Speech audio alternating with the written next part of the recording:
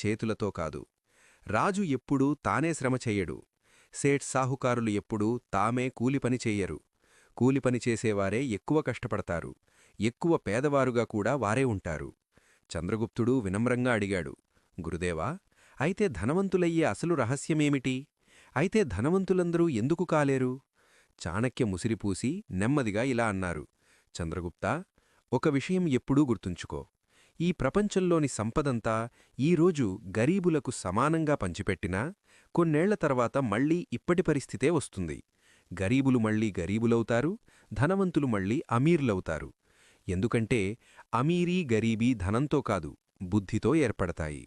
తన బుద్ధిగుర్రాన్ని పరుగెత్తించే వ్యక్తికి ధనవంతులవ్వడానికి ఆలస్యం కాదు.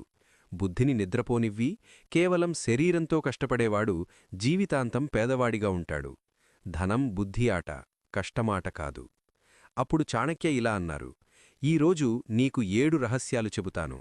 వీటిని తెలుసుకున్న తర్వాత నిన్ను ధనవంతుడిని చేరడానికి ఎవరూ అడ్డుకోలేరు. ఇవి చాణక్య నీతిలోని అత్యంత గాఢమైన సూత్రాలు. వీటిని అమలు చేస్తే ఒకరోజు మొత్తం భారతదేశం నీ పేరుతో జయఘోష చేస్తుంది. అప్పుడు చాణక్య మొదటి సూత్రం చెప్పారు. నియమం 1. నీ బుద్ధిలో డబ్బు పెట్టు. ఇది అతిపెద్ద పెట్టుబడి. నీవు నిజంగా ధనవంతుడవ్వాలనుకుంటే, జీవితంలో అంత ఎత్తుకు చేరాలనుకుంటే, డబ్బు కొరత లేకుండా, గౌరవం కొరత లేకుండా, స్వేచ్ఛ కొరత లేకుండా, అయితే మొదటి అతి ముఖ్యమైన పని ఏమిటంటే, నీ దృష్టి, నీ డబ్బు, నీ సమయం అన్నీ మొదట నీ అక్కుపై, బుద్ధిపై పెట్టు. నీకు ముందే చెప్పాను కదా, శారీరక శ్రమను వదిలేయి. చేతులు కాళ్లతో కష్టపడడంలో తప్పేమీ లేదు. కాని అది నిన్ను ఒక పరిమితి వరకే తీసుకెళుతుంది. ఆ పరిమితి తర్వాత నీవు ఆగిపోతావు. కూలివాడు రాత్రింబవళ్లూ గొడ్డలితో కొడతాడు, అయినా 2 రొట్టెలకు మోహపడి ఉంటాడు. ఎందుకంటే అతడు తన బుద్ధిని ఎప్పుడూ తెరవలేదు. బుద్ధిగుర్రాన్ని పరుగెత్తించు. పరుగెత్తించడమంటే నేర్చుకో, నేర్చుకుంటూ ఉండు. జీవితాంతం నేర్చుకుంటూ ఉండు. నేర్చుకోవడం ఆపేసిన వ్యక్తి బ్రతికి ఉండగానే చనిపోతాడు. అతని సంపాదన కూడా చనిపోతుంది. నియమం 2. అవకాశాలు తామంతట తాము రావు, వాటిని గుర్తించాలి. అవసరః కాలేన ఆగచ్చతి, కాలేన నశ్యతి, తం యః సన్నాదతి స సిద్ధిం ప్రాప్నోతి. అంటే అవకాశం సమయంతో వస్తుంది, సమయంతోనే నాశనమవుతుంది. దాని శబ్దాన్ని వినేవాడే సిద్ధిని పొందుతాడు. ధనవంతుడవ్వాలంటే రెండవ ముఖ్యమైన నియమమేమిటంటే అవకాశాల కోసం కళ్ళు తెరవాలి. అవకాశాలు ఎప్పుడూ తలుపు తట్టి, బాబూ, నేను నీ అవకాశం, లోపలికి రానివ్వు అని చెప్పుకుంటూ రావు. అవకాశాలు ఎప్పుడూ మారువేషంలో వస్తాయి. కొన్నిసార్లు ఇబ్బంది రూపంలో, కొన్నిసార్లు ఎగతాళి రూపంలో, కొన్నిసార్లు స్నేహితుడి నోటి నుండి వచ్చిన ఒక వాక్యంలో. చాలామంది వాటిని చూసి తప్పించుకుంటారు. వాటిని గుర్తించేవారే కోటీశ్వరులు, అరబీశ్వరులు అవుతారు. నీవు ధనవంతుడవ్వాలనుకుంటే ఈ రోజు నుండి ఈ ప్రతిజ్ఞ చేసుకో. నేను ఏ అవకాశాన్ని వదులుకోను. నేర్చుకోవడమైనా, సంపాదించడమైనా, కలవడమైనా, ప్రయాణమైనా, ఏదైనా కొత్తగా చేయడమైనా నేను దాన్ని పట్టుకుంటాను. గుర్తుంచుకో, ధనం నీ వద్దకు రాదు, ధనం నీ వద్దకు రావడానికి మార్గం వెతుకుతుంది. ఆ మార్గమే అవకాశం. నీవు ఎంత ఎక్కువ అవకాశాలను పట్టుకుంటావో అంత ఎక్కువ మార్గాలు ధనానికి తెరుచుకుంటాయి. అవకాశాలను వదులుకుంటూ పోతే మొదటి నియమాన్ని ఎంత బాగా పాటించినా నీ సంపూర్ణ నేర్పు వృధా అవుతుంది. ఎందుకంటే నేర్పును ఉపయోగించడానికి అవకాశం కావాలి. నియమం 3. సమయం ధనం కంటే కూడా వేల రెట్లు విలువైనది.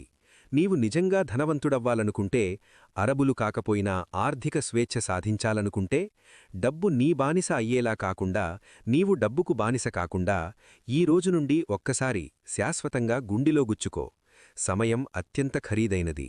డబ్బు పోతే మళ్లీ సంపాదించవచ్చు, కానీ సమయం పోతే అది శాశ్వతంగా పోతుంది. ఒక్కసారి పోయిందంటే తిరిగిరాదు. ప్రపంచంలోని అన్ని ధనవంతులు ఒక విషయం మీద ఏకీభవిస్తారు.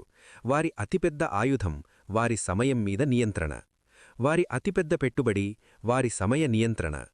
నీవు ఇప్పటికీ సమయాన్ని వృధా చేస్తున్నావంటే నీవు ధనవంతుడవ్వడానికి అర్హుడివి కాదు. ఎందుకంటే ధనవంతుడవ్వడం ఆట కాదు, ఇది యుద్ధం. ఈ యుద్ధంలో అత్యధికంగా క్రమశిక్షణ పాటించేవాడే గెలుస్తాడు. ధనం నీ వద్దకు అప్పుడే వస్తుంది, నీవు అది అర్హుడవని నీవు నిరూపించినప్పుడు. నీవు అది నిరూపించగలిగేది నీ ప్రతి క్షణాన్ని, ప్రతి శ్వాసను, ప్రతి నిమిషాన్ని దానికి అర్పించినప్పుడు. ఈ రోజు నుండి ప్రతిజ్ఞ చేసుకో, నా సమయం నా అతిపెద్ద ఖజానా, దీన్ని ఎవరినీ తాకనివ్వను. వృధా మాటమాడేవారిని, వృధా అలవాట్లని, వృధా ఆలోచనలని దగ్గరకి రానివ్వను. నా ప్రతి నిమిషం నా లక్ష్యానికే. 24 గంటల్లో 24 గంటలు నా కలకే. ప్రాణమున్నంతవరకు ఆగను. ఈ ఒక్క నియమాన్ని జీవితంలో అమలు చేసేస్తే 7 నియమాల్లో మిగిలినవన్నీ నీ జీవితంలోకి స్వయంగా వచ్చేస్తాయి. ఎందుకంటే సమయంపై ఆధిపత్యం సాధించినవాడు ధనంపై, జీవితంపై, విధిపై ఆధిపత్యం సాధించేస్తాడు. నియమం 4. ధనం రాకముందే నిన్ను సిద్ధం చేసుకో. ధనం సంపాదించడం కష్టం కాదు. నిజంగా కష్టమైనది ధనాన్ని నీ దగ్గర ఉంచడం. నీవు చూసి ఉంటావు, లాటరీ గెలిచినవాళ్లు 2-4 ఏళ్లలోనే బీదలవుతారు. జీతం పెరిగినవాళ్లు 1 సంవత్సరంలోనే మళ్లీ అదే ఏడుపు. వ్యాపారం చేసినవాళ్లు 2 ఏళ్లలోనే అప్పుల గుండంలో మునిగిపోతారు. ఎందుకంటే ధనం రాకముందే వాళ్లు తమను తాము సిద్ధం చేసుకోలేదు. వాళ్లు పాత్రలు మాత్రమే, సంయమనంలేని పాత్రలు. నీళ్లు పోస్తే అన్నీ కిందికి కారిపోతాయి. మా లక్ష్మి చాలా తెలివైనది. ఆమె ఎక్కడా ఉండదు. సంయమనం లేని చోట, నియంత్రణ లేని చోట, చెడు అలవాట్లున్న చోట. ధనం ఒక నది. నీవు ఒడ్డు గట్టవు. బంధం నిర్మించకపోతే అది పారిపోతుంది. ఆ ఒడ్డు నీ లోపలే నిర్మాణమవుతుంది, నీ అలవాట్లలో, నీ చరిత్రలో, నీ స్వభావంలో. కాబట్టి ఈరోజు నియమం అత్యంత కఠినమైనది, అత్యంత అవసరమైనది. ధనం రాకముందే నిన్ను సిద్ధం చేసుకో. నీవు ఈరోజు గరీబివి అయినా సంయమనం నేర్చుకుంటే రేపు ధనవంతుడైనా రాజులాగే ఉంటావు. నీవు ఈరోజు ధనవంతుడివైనా సంయమనం నేర్చుకోకపోతే రేపు బీదవై ఏడుస్తావు. ధనం వచ్చిన కరవాతే నీ అసలు పరీక్ష మొదలవుతుంది. అది నీకు చూపిస్తుంది నీవు నిజంగా ఎవరివో.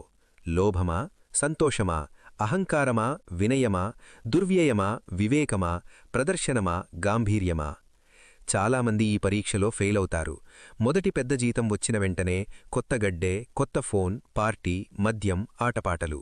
2 ఏళ్ల తర్వాత మళ్లీ అదే పాత సైకిల్. నేను నీతో చెబుతున్నాను, ధనం రాకముందే